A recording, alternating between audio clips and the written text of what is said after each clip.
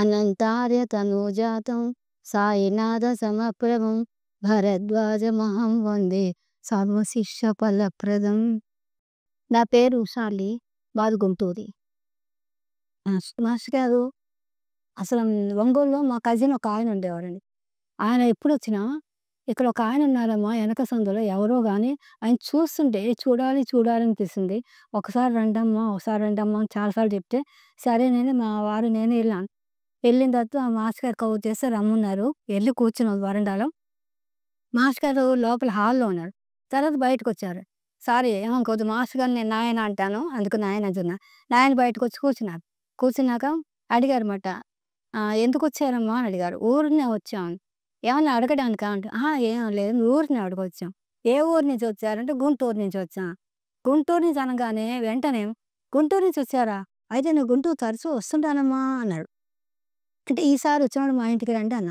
అంటే తప్పకుండా వస్తానమ్మా అన్నారు. అంటే అప్పుడు ఒక ఆలోచన వచ్చిందండి. ఈయన మన ఇంటికి వస్తారా అని ఆలోచన ఎందుకు వచ్చింది నాకు ఇప్పటికీ అర్థం అవ్వలేదు. ఎందుకంటే ఆయన దగ్గర ఆటాసం ఆరుబాటు ఏమీ లేదు.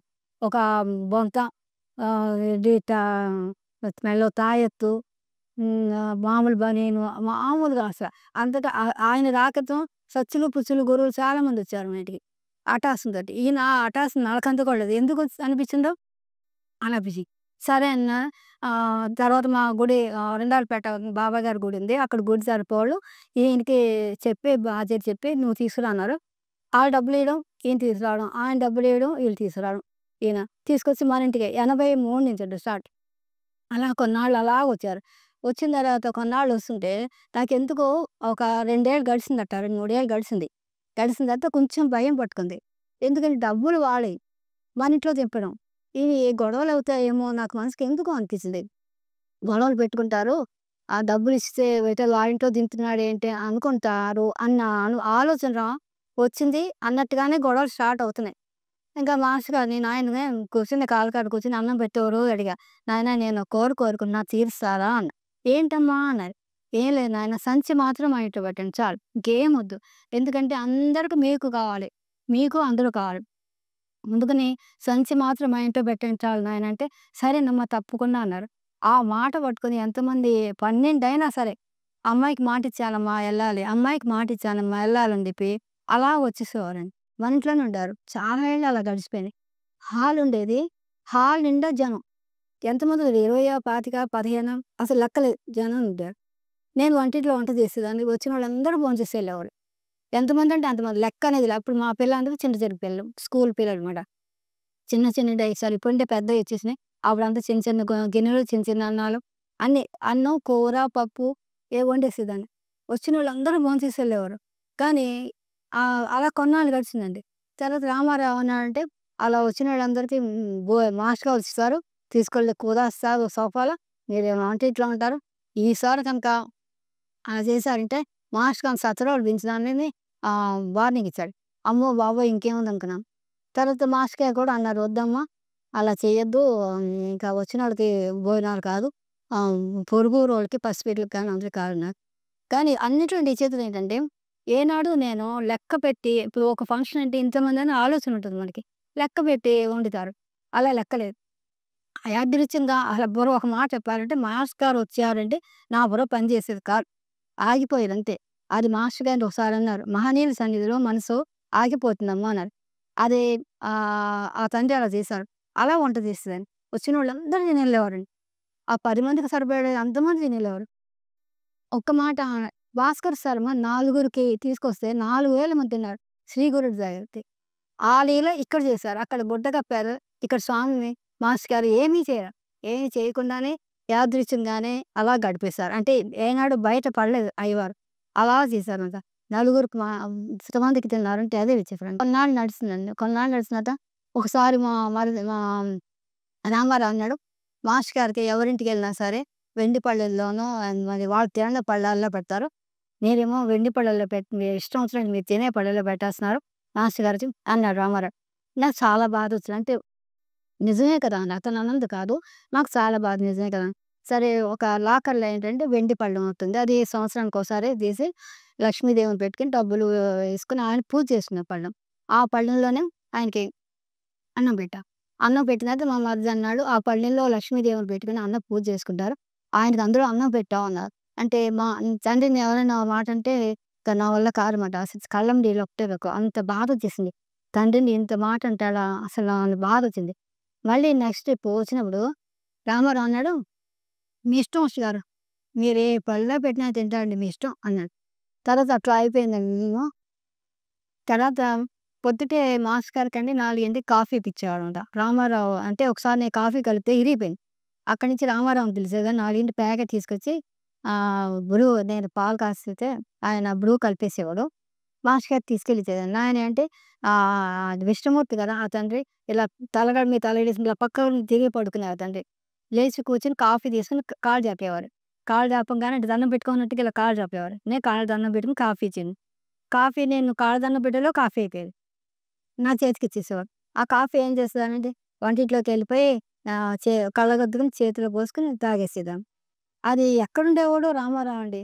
అది ఆ టైంకొచ్చేసి కప్పు ఇలా కొట్టి ఒక్క చుక్కైనా ఊడాలి. ఆ ఒక్క చుక్కైనా సరే కళ్ళకద్దుకొని నాకేసేసేవాడు మొత్తం. బోనాలయిన తర్వాత ఒకసారి మాస్టర్ గారిని అడిగాను. నేను పారాయణ చేస్తుంటే అసలా తెలియకుండా అలా ఆగిపోతుంది ఆ పేజీలో. ఆ నీళ్ళలోకి ఎళ్తలేదు నాయనా అన్నా. అంటే అన్నా "అవ్వ పారాయణం అంటే ఏంటనుకున్నావమ్మా? ఎన్ని సార్లు చదివాను, అన్ని సార్లు చదివాను, 101 సార్లు అని అనుకోవడమా? పారాయణం అంటే పారాయణత చెందడం. అంతేగాని నేనెవ్వరు చేయమన్నారు అసలు పారాయణ. పారాయణ అంటే ఏంటనుకున్నావు? పారాయణత చెందాలి, పారాయణత చెందాలన్నా." తర్వాత ఓసారి అడిగాను, "నాయన నాకు నేను ధ్యానం చేసుకుంటున్నాను నాయన" అన్నా. అంటే ధ్యానం ఎట్లా అంటే ఇలా అంటే, ధ్యానం అంటే ఏంటనుకున్నావు? ఏదో ముక్కు మూసుకొని మూల కూర్చునేది ధ్యానం అనుకున్నావా? కాదు. నిరంతరం ధ్యానం ఉండాలి. నిరంతరం ధ్యానం ఉండాలి అని అనేవారు. అంటే అది తర్వాత అర్థం అవ్వలేదు. కొన్నాళ్ళు పోయాక అర్థమైంది. మేము ఒక ఇంటికెళ్ళాం. ఆ ఇంటికెళ్ళిన తర్వాత అంటే ఎట్లా అంటే ఒక శుభ్రం చేసుకుంటా ఉంటదండి. ఎప్పుడు చూసినా శుభ్రం చేసుకుంటా ఉంటదండి. శుభ్రం చేసుకుంటా అంటే ఒకరోజు అనిపించింది, ఏంటి అసలు ఇట్లాగా దీంట్లోనే మునిగిపోయాననుకున్నా. ఓహ్! టవల్ పెట్టి కిటికీలో దులుపుతా ఉండేది. దులుపుతుంటే దాంట్లోంచి దులుపుతుంటే దత్త, దత్త, దత్త అని వచ్చేది. తర్వాత పచ్చడి ఏదైనా వేస్తుంటే సనికీల రాయి పెట్టి ఇలా కొడుతుంది. దాంట్లోంచి దత్త, దత్త అని వచ్చి ఆఖరికి సనికీల రాయి పగిలిపోయేట్టుగా నాకు ఆపేదాన్ని కాదు ఆనందమట. అట్లా కొట్టిందండి సనికీల రాయి మీద. అలాగొచ్చేసేదండి. తర్వాత మాస్టర్ గారు ఏమని చెప్పారంటే ఎప్పుడు కూడా అమ్మ ఘర్షణ జరగాలి.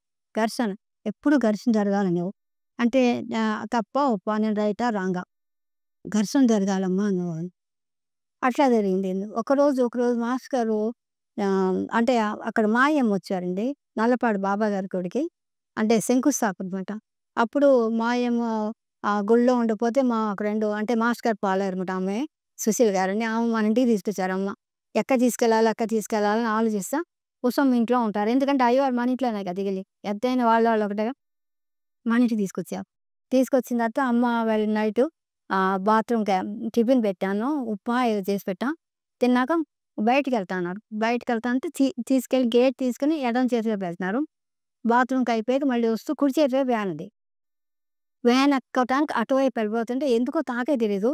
అమ్మని గట్టిగా వాటేస్తున్నా. "అమ్మ ఈ ఒక్క రోజు ఉండమ్మా, ఒక్క నైట్ ఉండమ్మా చాలు" అన్నా. అనగానే మొఖం ఇంక "సరేపా" అని అన్నారు. అని లోపలికొచ్చి కూర్చున్నారు. తర్వాత కాసేపు ఉన్నాక ఇక పడుకున్నారన్నమాట. అంటే ఇక ఉండటానికి ఇష్టపడి పడుకున్నారు అమ్మ. పడుకున్నాక ఇంక తెల్లార్లు తర్వాత పొద్దుటే లేసి టిఫిన్ చేసి 10కి గుడికి వెళ్తే వెళ్ళేటప్పుడు మా అమ్మని చూసుకుంటూ వెళ్ళిపోయాను. అమ్మ వెంట. అమ్మ చూసుకుంటూ వెళ్ళిపోయారు. తర్వాత శంకుస్థాపన రోజుని ఒంగోలు సుబ్బలక్ష్మి గారు వీళ్ళందరూ మొత్తం వచ్చారు. వీళ్ళ నాయనది మాస్టర్ గారి తండ్రి గారిది ఆబ్దికం మాట. ఆబ్దికం అయితే ఆమె ఏం చేశారంటే పరాణం చేశారు. చేసి శంకుస్థాపన కదా ఉషా! మళ్ళీ వచ్చాక చేసుకుందాంలే పద అన్నారు. అంటే నేను రానండి నేను ఇంట్లోనే ఉంటా అన్నాను. అని నేను ఇంట్లో ఉండిపోయి వంట చేశా. అదే సాంబారు, పచ్చడి, కూర ఏం చేశానో నాకు తెలీదు. వంట చేశా మొత్తానికి 30 ఇస్త్రాకులు తెప్పించా. తర్వాత అక్కడ శంకుస్థాపన అయిపోయాక వచ్చేసారు మాస్టర్ గారు వీళ్ళందరూ కొంతమంది వచ్చేసారు. అందరూ వచ్చి నాయనకి దండం పెట్టుకొని వెళ్ళిపోతుంటే, ఇవాళ నాన్నగారిది ఆప్టికం అయ్యా! అమ్మ చేసింది. ప్రసాదం తీసుకోండి అని చెప్పేసి వచ్చినోళ్ళందరిని కూడా కరెక్ట్‌గా 30 ఇస్త్రాకు ఖర్చయిందండి. అది అంటే ఇంతమంది వస్తారు. ప్రతి ఒక్కటి కూడా ఒక మాట చెప్పాలంటే ఆలోచన లేదు. ఎంతమందొస్తారు? శంకుస్థాపన చేసినోళ్ళు ఆళ్ళు అక్కడ తింటారు గానీ వస్తారా? లేదా? ఎంతమందికి వండుదాం? ఎట్లా? ఏంటి? ఆలోచన ఒక తబ్బిబ్బులాట. ఒక మనిషి భోజనానికొస్తారు వాళ్ళు ఏం వండాలి? బాగోదు గదా! ఇది వండుదామా? అది వండుదామా? అలాంటిది మరి శంకుస్థాపనకి చేసినోళ్ళు ఎంతమందొస్తారో తెలీదు. అలా వండే 30 ఇస్త్రాకులు తెలుసా? చిన్న పని పెళ్ళింది. ఆ పని పెళ్లి పెట్టి నేను వండుకున్నా. అంతే. ఆ 30 ఇస్త్రాకులు అయిపోయినాయండి. అయిపోయిన తర్వాత ఇంక వాళ్ళందరూ భోంచేసుకు వెళ్ళిపోయారు. మా మరిది ఒక అపార్ట్‌మెంట్ తీసుకున్నాడండి. అపార్ట్‌మెంట్ తీసుకుంటే అక్కడికి మా మా వారేమన్నారంటే, "అక్కడికెళ్ళి మాస్టర్ గారికి ఆ ప్లేస్ చూపించు" అన్నారు. సరే నేను, మా పెద్దబ్బాయి, మా అయ్యవారు ఎళ్ళాం. ఎళ్ళిన తర్వాత అసలు ఇంకా ఇంకా జరగక అంతా ఖాళీ స్థలం. అదంతా తిరుగుతూ మేము సెలక్షన్ చేసి సందులోది. అయ్యవారేమో ఎదురుగుండా గేట్ ఎదురుగుండా చూపించి, "ఇది వాస్తు బావుందమ్మా, అది వాస్తు బాలేదు. ఇది తీసుకోండి" అన్నారు. అంటే నేనన్నాను, "నాయనా మరి అది మా మరిదిది నాది కాదు. ఇప్పటికే అతను బడ్జెట్ చాలక ఇలా వస్తువులేమన్నా ఉంటే అది కూడా పెట్టేసాము. కష్టం అవుతుంది" అన్నా. అంటే సరే అని ఏం అనలేదు. ఇంటికొచ్చేసి బాత్రూమ్‌లోకెళ్ళాడు.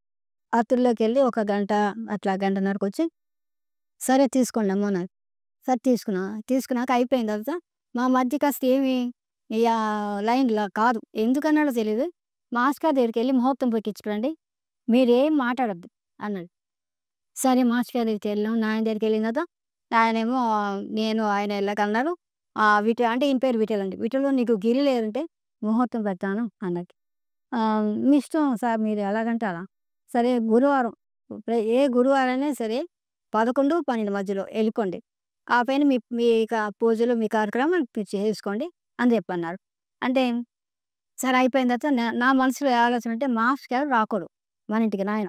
ఎందుకంటే మన ఇంటికొచ్చారనుకోండి మేము పూజలో ఉంటాం. మా వాళ్ళు ఎవ్వరికీ ఈ లైన్ కాదు. ఆళ్ళతో పాటు భోజనం, ఆళ్ళతో పాటు ఇంత కప్పు టీ అన్ని ఇష్టం వచ్చినట్టు చేస్తారు. ఆ తండ్రిని అలా చేయడం నాకిష్టం లేదు. అందుకని ఆయన రాకుండా ఉంటే బావుండు. నేను లోపల అనుకుంటా ఉన్నా. ఆయనకి అన్నీ తెలుసు కదా! పేపర్ తీసుకొని విభూదేసి పొట్లం కట్టి ఇట్లా, ఇట్లా, ఇట్లా, ఇట్లా వెంకయ్యొద్దు అని ఈ చేతిలో పెట్టి నేనొచ్చినట్టే అన్నారు. ఇంక అంతే అయిపోయింది. వచ్చినట్టే అన్నారు. క్యా తర్వాత గృహప్రవేశం అంతా అయిపోయింది. తర్వాత ఒకరోజు ఏమంటే ఒక కలొచ్చింది. ఆ కలలో నేను మేడ మీదకెళ్ళామన్నమాట అందరం. అక్కడేదో ఎగ్జిబిషన్‌లా ఉంటే చూస్తున్నాం. చూస్తున్నాం దూరంగా ఒక మంచం ఉంది. మంచం మీద ఎవరో పడుకున్నారు. చూద్దామంటే మా వాళ్ళు రా, రా, రా అని కిందకి రాపిచ్చేసారు. కిందకి దిగి కారు డోర్ తెరంగానే పైన శబ్దం అయింది. ఏంటబ్బా! శబ్దం అయిందని గబగబా పైకెళ్ళా. ఉండండంది. చూస్తే అక్కడ అనంతాచార్యులు వారు పడుకున్నారన్నమాట. పడుకొనున్నారు. అంటే ఒక మనిషి పడుకున్నారు. సరే ఎవరో వచ్చినంతో చెప్తున్నారు ఈయన అనంతాచార్యులు వారు ఇప్పటికి ఉన్నారు. ఆయనకి రోజు ఒక ఇంజెక్షన్ ఇస్తారు. ఆయనకి ఇప్పటికి ఉన్నారు. అంటే ఆయన్ని అలా చూస్తూ ఉన్నాను. అనంతబాబు చూస్తుంటే నన్ను లేపి కూర్చోబెడతావా అని అడిగారు. అంటే సరేనన్నా అని కుర్చీ స్వామిని కూర్చోబెట్టా. కాళ్ళ కాడ కూర్చున్నాను. ఏదో నాకు అర్థం అవ్వలేదు మొత్తానికి ఆయన ఏదో మాట్లాడా నేను మాట్లాడా కల అయిపోయింది. తర్వాత అమ్మగారికి ఫోన్ చేసి అమ్మ ఇట్లా అమ్మ అని ఫోన్ చేసి అడిగా. అమ్మ ఇలా కలొచ్చిందమ్మ అంటే నీకొచ్చింది మా మామగారేలే అని అన్నారు అమ్మగారు. ఒకసారి నాకు 82లో కలొచ్చిందండి. అంటే మేము షిరిడీకెళ్ళాం మేమందరం. షిరిడీకెళ్ళి అక్కడ కూర్చుంటే బాబా ఏం చేశారంటే అక్కడి నుంచి హాల్లోంచి నడుచుకుంటూ బయటికెళ్ళిపోతున్నారు. బయటికెళ్ళిపోతుంటే నేనేం చేశా, అయ్యో! బాబా బయటికెళ్ళిపోతున్నారు, బాబా బయటికెళ్ళిపోతున్నారు. నేను కూడా వెళ్ళిపోయి అక్కడ అరుగుంటే అరుగు మీద కూర్చున్నారు బాబా. నేను కాళ్ళ కాడ కూర్చున్నా. కాళ్ళ కాడ కూర్చుంటే ఒక రిక్షా అలంకరణతోటి రిక్షా వచ్చింది. బాబా అన్నారు ఎక్కు అన్నారు. అంటే నేనేమో ఎక్కనన్నా. 2 సార్లు మళ్ళీ ఎక్కన్నారు. నేను ఎక్కమన్నానా. మూడోసారి నీకు టైం అయిపోయింది ఎక్కు అన్నాడు. అంటే అమ్మో! నాకు పిల్లలున్నారన్నా. అంటే బాబా అన్నారు నీకేనా పిల్లలు? ఇంకెవ్వరికి లేరా సృష్టిలో? అందరికి ఒక్కదానికే పిల్లలున్నారా? నీ పిల్లలు నేను చూసుకుంటాలే ఎక్కువ అన్నారు. ఇక తర్వాత కళ అయిపోయింది ఎక్కలేదు. తర్వాత మాస్టర్ గారు ఇచ్చారన్నమాట. ఈ కళ అయిన తర్వాత అయ్యవారు పరిచయం అయ్యారు. అయ్యవారు చెప్తే "అమ్మ భలే పొడేశాడమ్మా బావ నీకు" అలా "భలే పొడేశాడమ్మా" అన్నాడు. అన్నా కదా! సరే అని చెప్పేసి తర్వాత మళ్ళీ మాస్టర్ గారు ఏంటి కరెక్ట్‌గా మా అమ్మాయి పెళ్ళికి 15 రోజుల ముందు కల్లోకొచ్చారు. కల్లోకొచ్చి అన్నారు "ఇంకెందుకు ఇక్కడ? ఏం అవసరం ఇక్కడ ఉండాల్సిన అవసరం? నీకేం పనుంది ఇక్కడ? నీతోటి? నీకేం పని లేదు కదా! వచ్చేసేయ్. వచ్చేయి" అన్నారు. అంటే నేను చూడండి మన తెలివితేటలు ఎంత గొప్పగా ఉంటాయో. నేనన్నాను "అయ్యా 15 రోజులు పెళ్ళుంది ఇంకా ఇప్పుడు రమ్మంటున్నారు. పెళ్లి అయిపోద్ది కానీ నేనైతే వచ్చేస్తే ఎట్లా నాయనా" అంటే "ఆళ్ళే చేసుకుంటారులే. సంవత్సరంలోగా ఆళ్ళే చేసుకుంటారులే" అన్నారు. సరే నేనేం మాట్లాడలేదు. గమ్మున అయిపోయాను. తర్వాత మళ్ళీ కరెక్ట్‌గా పెళ్లి కూతురిని చేస్తారు. ఇంకా 2 రోజుల ముందనగా మళ్ళీ కల్లోకొచ్చారు. ఈ పెళ్లి జరగదు. "నువ్వు పెళ్లి జరగదన్నారు." అంటే అక్కడ ఉన్న అందరికి చెప్పేస్తున్నాను. "పెళ్లి జరగదంట, పెళ్లి జరగదంట" అన్నారు. ఆ! హుషారు. షో! ఎవరు చెప్పకూడదు అన్నారు. తర్వాత కల్లా అయిపోయిన తర్వాత ఎవరికో నాకు తెలియకుండా ఒకళ్ళకి లెటర్ రాసాను. వాళ్ళేమో జారలేదన్నారు. ఏదో అనగానే జరిగిపోయింది. అంటే అసలెవ్వరికీ చెప్పొద్దన్నప్పుడు ఎవరికీ చెప్పకూడదు అంతే. అది మాట. అది మరి పొరపాటు ఎలా జరిగింది జరిగింది. అట్లా అయిపోయింది. పెళ్లయిపోయింది. పెళ్లయిపోయిన తర్వాత మళ్ళీ మాస్టర్ గారండి అంటే నాయన ఇక్కడ సత్సంగాలకెళ్ళేవాడు. మన ఇంటికొచ్చినోళ్ళు సత్సంగాలకెళ్తుంటే అనేవారు, "నువ్వేం రావద్దమ్మా, నువ్వేం రావద్దు. అక్కడ ఏమేమి చెప్తా అన్నీ నీకు చెప్తాను. ఇంట్లోనే ఉండు, ఇంట్లో ఉండు" అన్నారు. అని అన్నా సరే నేను ఎళ్ళేదనుకోండి. తర్వాత ఓ రోజు పోటూరు సుబ్బారావు గారని చీరాలలో ఉంటారు. జయం గారు వాళ్ళందరూ బస్సేశారు. బస్సేస్తే అందరూ నాయనెళ్తున్నారు. నాకు మనసేమో కొట్టుకుంది. ఎళ్ళాలి, ఎళ్ళాలి బా కొట్టుకుంది. అప్పుడు ఈయన ఒంగోలు ఎళ్తున్నారు. సరే రామారావు ఉన్నాడు ఇంట్లో. రామారావుతో చెప్తే రామారావు అన్నాడు, "మాస్టర్ గారు గురువు ఆజ్ఞ ఉల్లంఘిస్తున్నారు గారు మీరన్నాడు." "అది కాదయ్యా! ఆయన ఏది చెప్తే అది వింటా" అన్నా. సరే అనుకోకుండా మా ఊరు ఒంగోలు ఎళ్ళాం.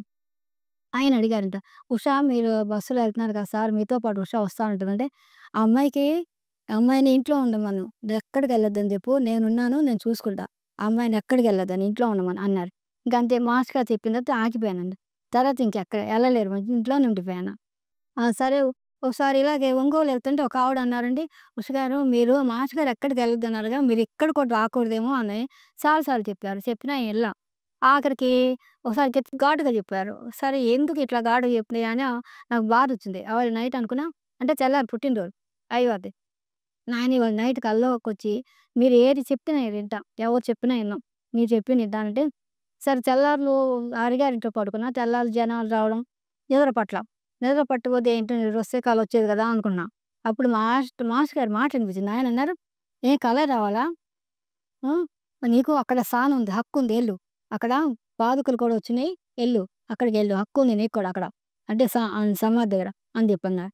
అంటే సరేనండి ఎళ్ళాను నేను. అక్కడికెళ్ళి ఇంక అక్కడి నుంచి ఇంకెక్కడికి ఎళ్ళొద్దన్నమాట. ఎక్కడికెళ్ళినా సరే అయ్యవారు చెప్పుకోవడం, వెళ్ళడం కనుగముడి గాని, ఒంగోలు గాని ఎక్కడికెళ్ళినా సరే అయ్యవారు చెప్పుకోవడం, నాయన ఎళ్తున్నాను అని చెప్పేసి ఎళ్ళడం, రావడం. అదండి. సరే ఒకసారి అదే లాస్ట్ అండి అయ్యవారు రావడం. అరండాలపేట శివాలయంలో శంకుస్థాపన ఏదో కలశం ఏదో పెట్టినారు. దానికి మాస్టర్ గారు వస్తున్నారని ఈయనన్నారు నేను ఎళ్తాను. మాస్టర్ గారు 10కి కలిసి ఇట్లా అంట వస్తావా అంటే నేను రాను. నాయన వస్తా అన్నారు మన ఇంటికి. కాబట్టి నేను ఇంట్లో ఉంటా వంట చేస్తానన్నాను ఇంట్లోన. 11:00కల్లా వస్తా అని చెప్పన్నారు. ఆయన చెప్పారు. సరే 10:30, 11, 11 కూడా దాటింది ఇంకా రాలా. ఇంకా చాలా బాధనిపించింది. నేను చూడలేకపోయానే, ఎళ్ళలేదే, అటునుంచి అటు ఎళ్ళిపోయారేమో ఇంకా ఎంత అంటే ఉక్రోషం, ఏడుపు వచ్చేస్తా ఉంది. అంతలోకి రామారావు, అయ్యవారు వచ్చేసారు. ఆ రామారావు ఏం చేశాడంటే బెల్లు టక టక టక టక మోగించేసేవాడు. అంటే మా అయ్యవారు వచ్చినోడు.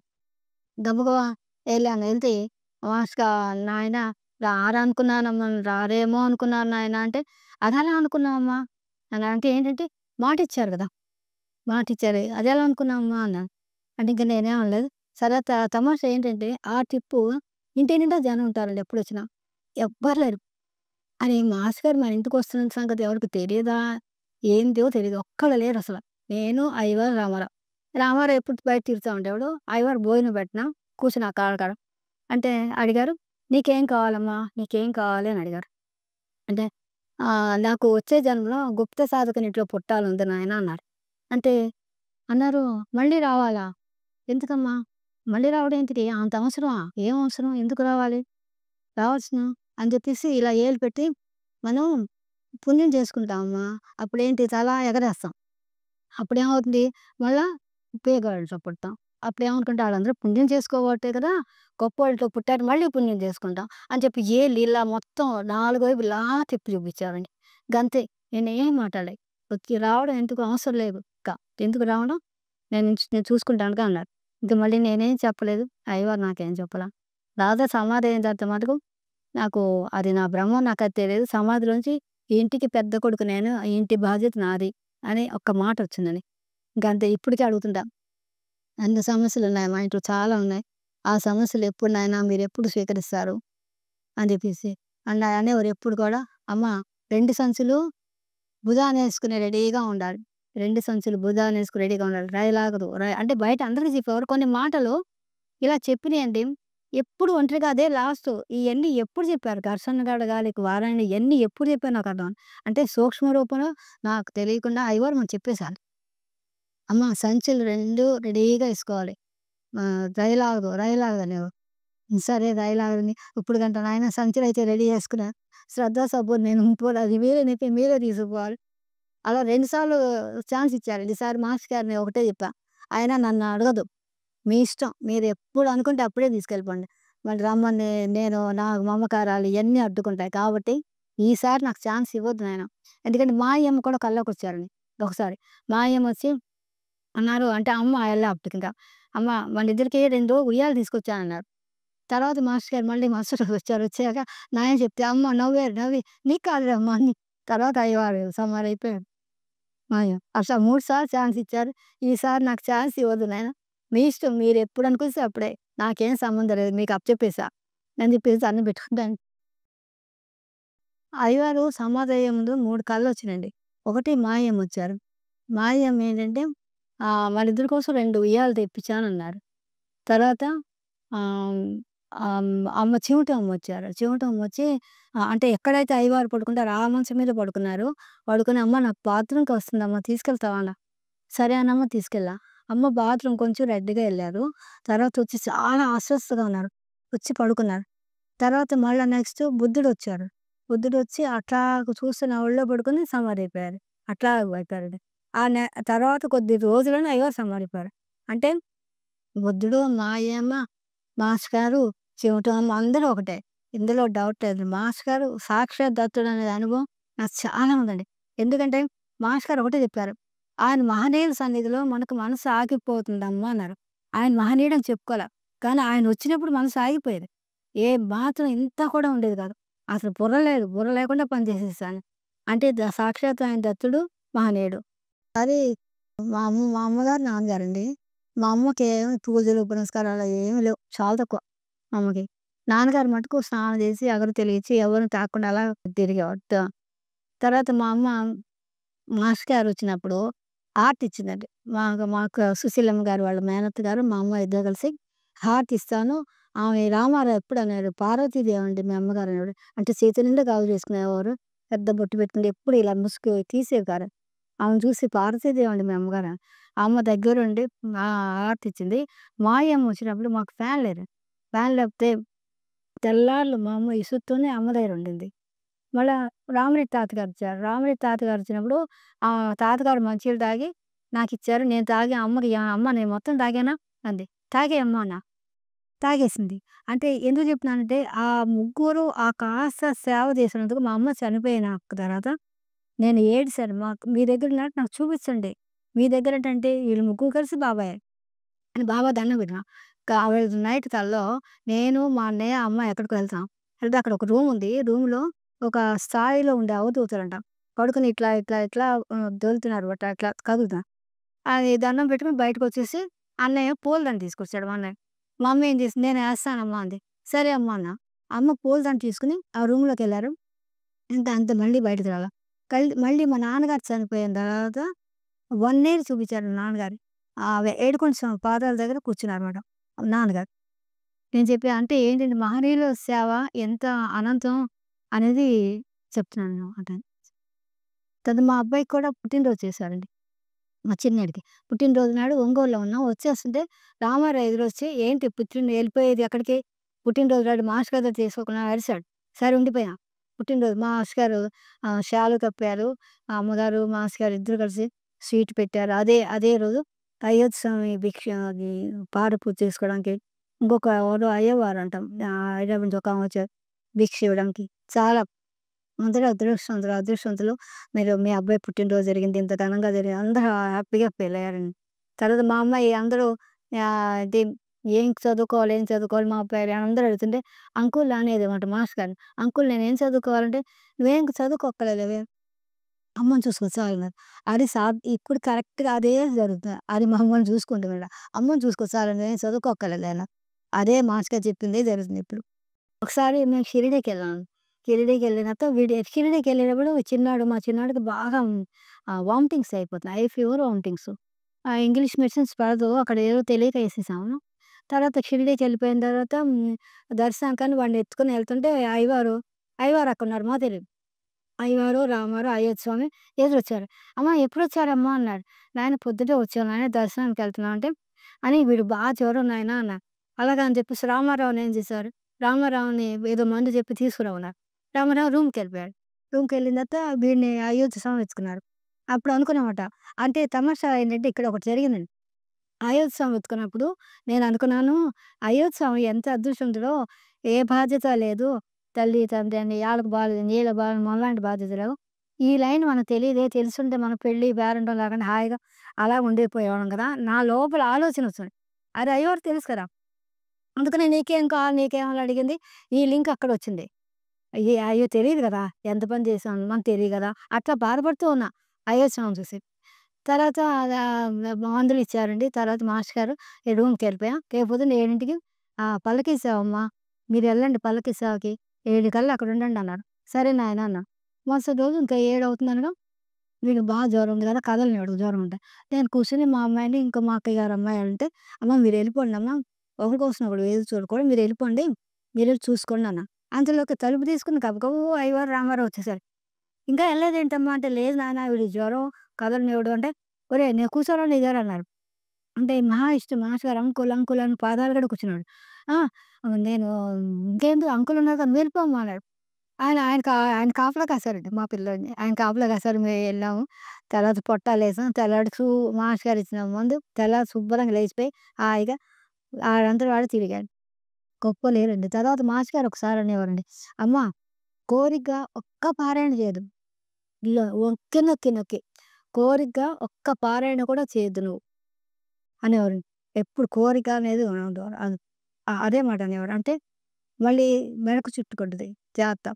మళ్ళీ ఏం చేస్తాం కోరిక చేసుకుంటాం గదా! కోరిక తీర్చదు.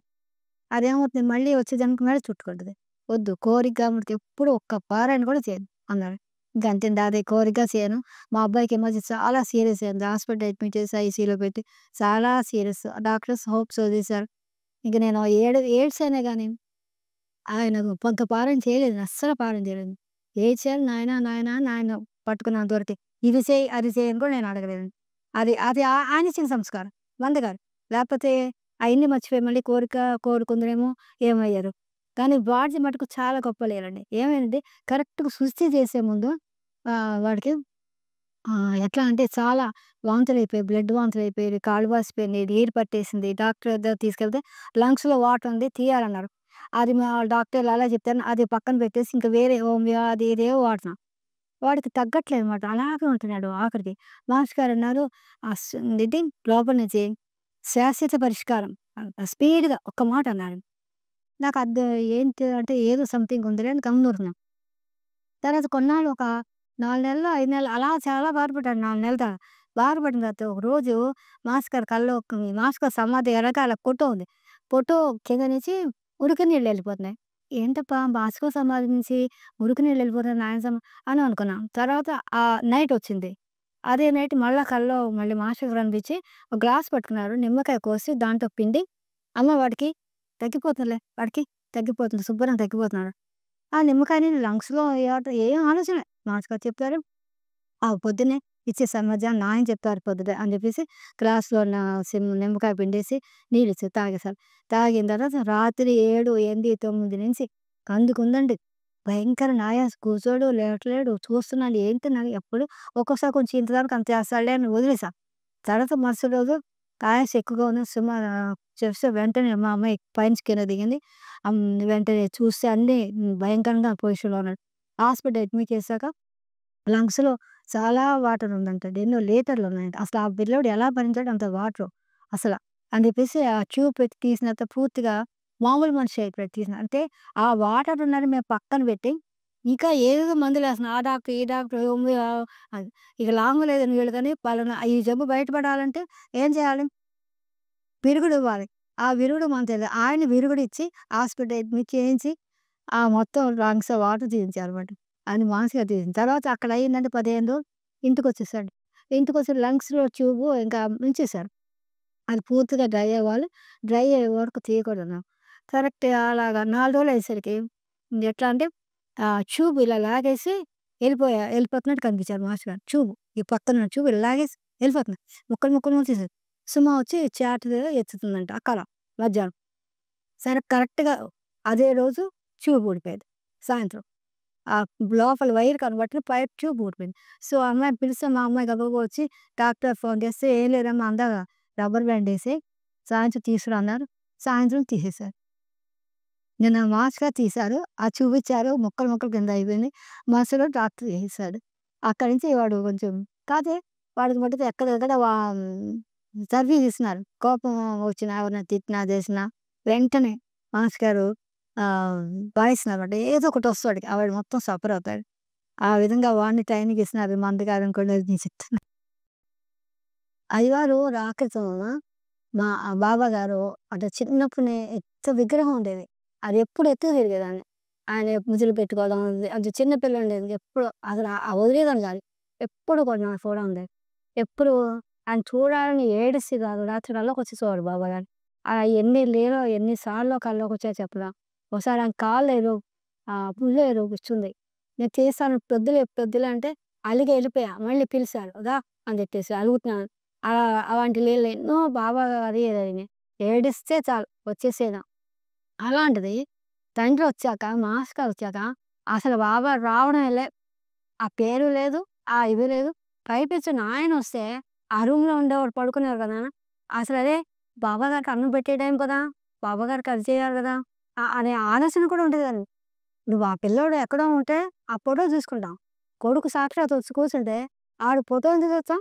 ఆయన చుట్టూ తిరుగుతాం. అసలు అరే బాబాగారికి అన్నం పెట్టే టైం కదా! బాబాగారికి ఇచ్చేసే టైం కదా! అనే ఆలోచన ఉండేది కాదు. అంటే సాక్షాత్తు ఆ తండ్రి, ఈ తండ్రి ఒకటే. అక్కడ చూసాం ఫోటో రూపంలో పెట్టాం. వచ్చేసాడాయన సాక్షాత్తు. ఇంకేంటి మనకు బాధ? అట్లా ఈయనలోనే తాను మామగారు పూజ చేసుకుంటే అక్కడ కూర్చుంటుంటే రామారావు అనేవాడు. సాక్షాత్ దత్తుడు వచ్చి ఇంట్లో కూర్చుంటే ఆయన ఎళ్లి పూజ గదిలో కూర్చుంటారు అనేవాడు రామారావు. సాక్షాత్ దత్తుడు ఇంట్లో వచ్చి కూర్చుంటే ఆయన ఎళ్లి పూజ గదిలో కూర్చుంటారు అని అనేవాడు. ఎప్పుడు చూసినా అనేవాడు. ఆయనే అనేసాడు డైరెక్ట్. ఏంటంటే దత్తుడు కూర్చుని మీరు అక్కడ కూర్చుంటారు. అది మా పెద్దబ్బాయి అసలు ఆ మాస్టర్ గారి ఇల్లు అపార్ట్మెంట్ చూస్తానికెళ్ళాడమ్మా. పరిగెత్తుకుంటూ వెళ్తుంది. రాళ్ళు గుచ్చుకుంటాయని ఆ చెప్పులిచ్చాడమ్మ. ఆ చెప్పులేసుకో అంకుల్ చెప్పులేసుకోండి, అంకుల్ చెప్పులేసుకోండి. ఆ పెద్దబ్బాయికి చాలా ఇదిచ్చారు. తాతగారు ఒళ్ళో పడుకున్నారు. అందరిచ్చారు. ఈ చిన్నబ్బాయికి చాలా ఇచ్చారు. కానీ వాడేం చేశాడంటే పంటను పక్కన పెట్టాడు. ఏమి చేయకుండా మరి ఏదో యాదాలాపన ఉన్నది. నా కూతురికి మటుకు ఆయన లాగేసుకున్నాడు. ఆయన వైపు ఎత్తి వెళ్ళిపోయింది. అది బాధలేదు దాన్ని. ఆళ్ళిద్దరికి పంట ఇచ్చారు. కానీ ఆ పంటను చక్కగా పక్కన పెట్టి ఆడు హ్యాపీగా హ్యాపీగా ఉన్నాడనమాట. అది మరి ఆ పంట ఆయన ఎప్పుడు అందిస్తాడో పెద్దాయన ఇప్పుడు గొలగమూడిలో ఉన్నాడు. ఎప్పుడు ఎళ్ళంది కొన్ని పరిస్థితుల ప్రభావం ఇక్కడ రావాల్సిన అటుకెళ్ళాడు. అది గొలగమూడి అంటేనే ఎక్కువ రాడు. అలాంటి గొలగమూడి ఎళ్ళాడు. మాస్టర్ గారి గురించి అక్కడ చెప్తా ఉన్నా నేను. అనుకున్నది. ఇంకా ఆయన దయ అనుకున్నా. అక్కడే పంటిస్తాడేమో అనుకున్నాను మాస్టర్ గారు. అది మాస్టర్ గారే చెప్పారు స్వయంగా మా అమ్మాయికి. "అక్కడ ఉండమనమ్మా, అక్కడ ఉండమనమ్మా. అనుకోకుండా మనం రూమ్ తీసుకున్నాం, మంచాలు తీసుకున్నాం, అన్నీ తీసుకున్నాం. మేము మా కోసం తీసుకున్నాం అనుకోకుండా ఆయన వచ్చి కూర్చున్నాడు పెద్దాయన. మరి మాస్టర్ గారు ఏం దేవుదాలు తలుచుకున్నారు అది నాయన చేస్తాను." మాస్‌గా సమాధి అయినప్పుడు నేనెళ్ళానమ్మా. ఎళ్తే అయ్యవారిని ఐస్ మీద పడుకోబెట్టా. అప్పుడు బాక్సుల దగ్గర ఐస్ మీద పడుకోబెడితే, నేను తలకాడే కూర్చున్నాను కాసేపు. అలా ఛాతీ మీద చేయేసి మళ్ళీ లోపలికెళ్ళి పడుకోండి ఉషగారంటే పడుకోవడం. మళ్ళీ అయ్యవారి దగ్గర కూర్చోవడం. తెల్లార్లు అలా జరిగింది. తర్వాత మరుసటి రోజు 4కి అయ్యవారికి స్నానం బెడ్ మీద పడుకోబెట్టి బయట వరండాలో ఈ స్నానం అదే విభూది పూసి చూసారన్నమాట. తర్వాత దర్శనానికని క్యూ పెట్టాను. ఆ క్యూ పెట్టినప్పుడు నాకేమైందంటే, కాళ్ళు ఐస్‌లో పెట్టడం వల్ల కాళ్ళు బాగా ముడతలు పడిపోయాయనమాట. ముడతలు పడిపోయి నాకు చాలా భయమేసింది. నాయనా ముడతలుగా ఉన్నాయి. నీ కాళ్ళు పట్టుకోంటే భయమేస్తుంది. నాకు భయం పోగొట్టు నాయనా అని క్యూలో దండం పెట్టినా. కరెక్ట్‌గా నేను దగ్గరికెళ్ళేసరికి మన ఇంటికొచ్చిన కాళ్ళు ఎలా ఉంటాయో తెల్లగా పువ్వుల్లాగా అట్లాగున్నాయి. ఇంకా అంతే గట్టిగా పట్టేసుకున్నాను అయ్యవారి పాదాలు. ఉద్దే చక్కగా గట్టిగా పట్టుకొని దండం పెట్టుకున్నాను. తర్వాత మళ్ళా దగ్గరికెళ్ళిన తర్వాత మొహం చూస్తాంటే మొహం మొత్తం విభూది పూసారు. ఆ విభూది ఏం చేశానంటే బుగ్గ మీద విభూది ఇట్లా తీసుకున్నాను. బుగ్గ ఇలా కదిలిందమ్మ. ఆ లీల ఎలా ఉందంటే వెంకట స్వామిని మూడో రోజు సమాధి చేసినప్పుడు పుల్ల గీసుకొని రక్తం వచ్చింది. అంటే ఆ మహనీయుడు ఇది ఎలా ఉంటదనేది మనకు నిదర్శనం. అక్కడ స్వామి అలా ఏదేది చేశారో లీల ఇక్కడ మాస్టర్ గారు కూడా అదే చేశారు లీల. సేమ్ అంటే వెంకటేశ్వర స్వామి, మాస్టర్ గారు ఒకటేని మనకు నిదర్శనం అన్నమాట. అది తర్వాత అక్కడ అక్కడ చాలా సమాధి చేసేటప్పుడు గొడవలు జరిగినాయి. అంటే అక్కడ చేయడం వీల్లేదు. ఆ ప్లేస్ ఎలాంటిది గుడి పక్కన నంబర్ 1, నంబర్ 2లని చాలా భయంకరం ప్లేస్. ఆ ప్లేస్‌లో కూడా చేయడానికి కొంతమంది హేతువాదులు ఎవరో ఉంటారు. పెద్ద గొడవ పెట్టుకొని ఒక వ్యాన్ వచ్చింది. అయినా సరే మాస్టర్ గారి సమాధి చేస్తున్నప్పుడు వాళ్ళు ఉన్నారే గాని ఒక్కళ్ళు కూడా ఆపలేకపోయారు. ఆళ్ళు ఎందుకొచ్చారో ఆళ్ళకే తెలీదు. స్తబ్దతయిపోయారు. అట్లా అయిపోయి చక్కగా సమాధి చేసిన తర్వాత ఇంటికెళ్ళాక అమ్మగారికి చెప్పాను. ఆ లక్ష్మి గారికి ఆళ్ళ అమ్మగారికి అయ్యవారు అమ్మగారు.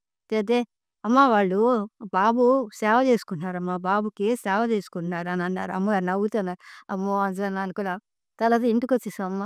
ఇంటికొచ్చేసిన తర్వాత మా మనవరాలుంది. మా మనవరాలికి ఓ రోజు కల్లోకొచ్చి అన్నారంట, "అమ్మ నా కాళ్ళు కాలిపోతున్నాయమ్మా. చూడు కాళ్ళు కాలిపోతున్నాయి చూడు" అన్నారంట గుమ్మం దగ్గర నుంచుని. తెల్లవారుజామున గబగబా లేసి మాస్టర్ గారిని మా మనవరాలు ఎప్పుడు దత్తుడనేది. దత్తుడనేది. దత్తా దత్తా అని దత్తుడు ఏదమ్మా అంటే మాస్టర్ గారినే చూపించేది. దత్తా దత్తా అని. అమ్మ మరి నాకు దత్త స్వామి కల్లోకొచ్చి ఇలాగ అన్నారు. కాళ్ళు కాలిపోతున్నాయి అన్నారంటే, సరే వెంటనే అమ్మగారికి ఫోన్ చేశాం. ఫోన్ చేస్తే సరేనని అమ్మగారు ఏం చేశారంటే రామ వెంకాయ అమరం ఈయన హరిగారికి చెప్పి మాస్టర్ గారి పాదుకలు తయారు చేసి షిరిడీకి తీసుకెళ్ళి అంతా అక్కడ పూజ సమాధి దగ్గర పూజ అన్నీ చేయించి తీసుకొచ్చి మాకిచ్చారు. ఇచ్చిన తర్వాత అవి కుర్చీలో పెట్టాం అయ్యాక. మళ్ళా కుర్చీలో పెట్టిన తర్వాత ఒకరోజు మళ్ళా మా మనవడు అన్నాడు, చూడు దత్తస్వామికి దోమలు కుడతాయి.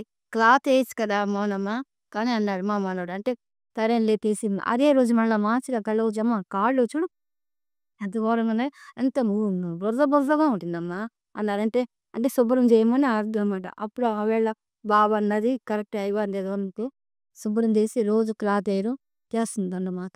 ఒకరోజు రామారావు అన్నారు, "ఉషగారు మనం సాక్షాత్ దత్తుడి పాదం పెట్టాలండి. మనకేం బాలేదు. సాక్షాత్ దత్తుడి పాదం పెట్టాం" అని ఎప్పుడు అనేవాడు. అది 100% రైట్ అండి. నిజమే ఎందుకంటే మాస్టర్ గారు వచ్చేటప్పుడు, "బాబా నేనొస్తున్నా, నేనొస్తున్నా, నేనొస్తున్నా" అని తలకాయ ఇట్లా ఊపేవారు కదా! మరి బాబాయ్ ఎవరు? దత్తుడే. దత్తుడెవరు? మాస్టర్ గారే. అంటే దత్తుడే మాస్టర్ గారు అని మనకు నిదర్శనం మాట. 100% అది నిదర్శనం దత్తుడే మాస్టర్ గారు. మాస్టర్ గారు సమాధి అయిన తర్వాత 40వ రోజమ్మా ఆవేళ నేను వెళ్ళలేదు. ఎందుకు పడిపోయాను. అందుకు నేను వెళ్ళలేదు. అనసూయమాత వచ్చి మాస్టర్ గారి సమాధి చుట్టూ కొబ్బరికాయ తీసుకొని సమాధి చుట్టూ ప్రదక్షిణాలు చేసింది. జాల జాల దిగంబర దత్తాత్రేయ దిగంబర అని అమ్మగారు నామం చేసుకుంటూ మనసుమాత కొబ్బరికాయ కొట్టారు. అంటే సాక్షాత్ దత్తుడు. ఆ తండ్రి దత్తుడనే ఆ తల్లి చెప్పారు దత్తుడు ఆయన. అంటే ఎంతమంది చెప్పినా దత్తుడే. తర్వాత ఒకరోజు మా కాలేజీ మాస్టర్ గారి ఒళ్ళో మా పెద్దోడున్నాడు. అంటే అప్పుడు పెద్ద వయసే వాడికి 18 ఏళ్ళు, 17 ఏళ్ళు ఉంటాయి. కానీ ఆ ఒళ్ళో మరి కూర్చొని ఎవరో చిన్న పిల్లోడిలా కూర్చున్నాడు. 5 ఏళ్ల పిల్లోడిలా మాస్టర్ గారు ఎళ్లి కూర్చొని "ఎవర్రా ఆయన" అంటే "బాబీ జేజీ" అన్నాడు. జేజీ అని "బాబాయే బాబా జేజే కదా బాబా" అని అన్నాడు. అంటే బాబా, జేజీ ఒకటే మాస్టర్ గారు. ఇదేం ఇంకోటి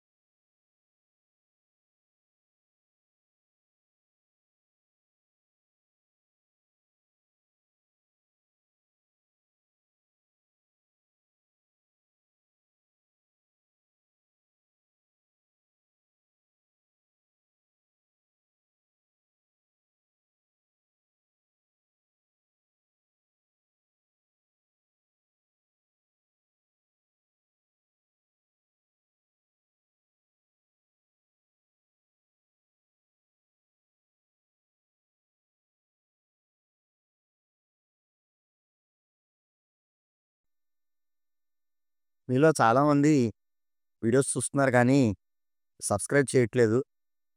ప్రతి ఒక్కరూ కూడా సబ్స్క్రైబ్ చేయండి. చేస్తే గనక ఇంకా ఎంతో ఉత్సాహంగా మరికొన్ని మంచి వీడియోలు మీ ముందుకు తీసుకురాగలము. అందరూ తప్పకుండా మా వీడియోస్‌ని లైక్ చేయండి.